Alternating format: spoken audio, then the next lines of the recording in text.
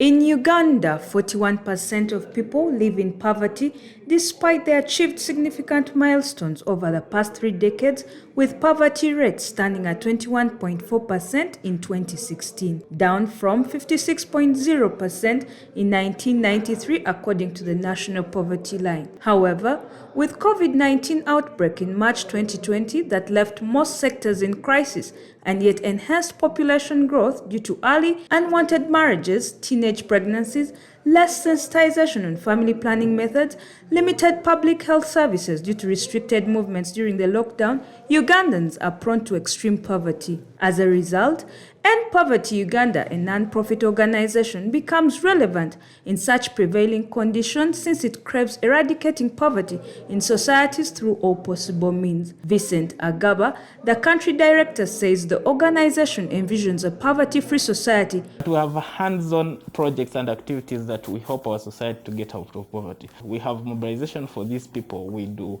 financial programs like circles, like, financial literacy. Why we envision a poverty-free society. He, however, pinpoints that poverty increase in the country should not be copiously be blamed on government, but rather social customs like land dissections, thus calling for mass-boosted advocacy.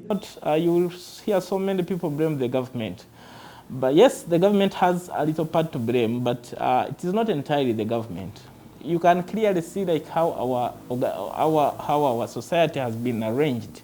From days before we were born, how our land system is, somehow, somewhere it contributes to our poverty. We basically want to call upon organizations, government agencies, to come and, first do the mobilization part of it. Awaken the population.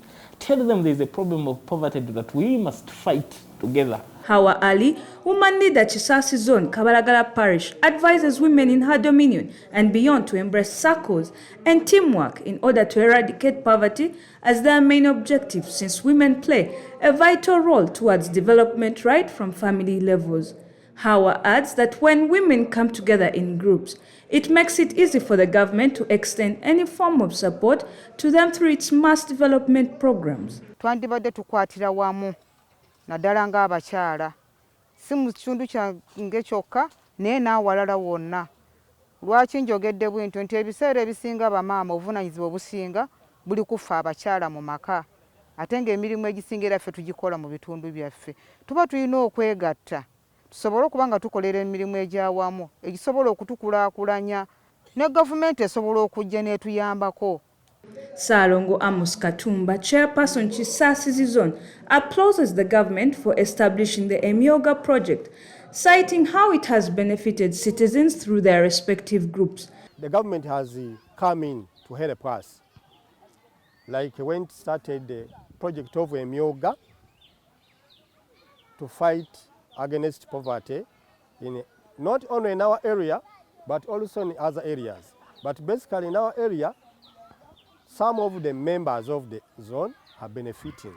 They have joined the association and they are getting some money from it, and they are using that money to boost on their businesses. Despite government's involvement to eradicate poverty in Uganda by 2030 through its different development projects, namely National Agriculture Advisory Services, Commonwealth Creation, Emyoga, among others, many Ugandans are still questioning about the impact of such projects and who do they really benefit. It's very evident that the citizens here are all working together towards fighting poverty. And together with the local leaders, they expect that poverty will be radically reduced by 2030. It's now up to the government to help these very local leaders and the grassroots to make sure that poverty is properly eradicated in Uganda by 2030. Kansime Tracy Tendo, MCI TV, Kabalagala.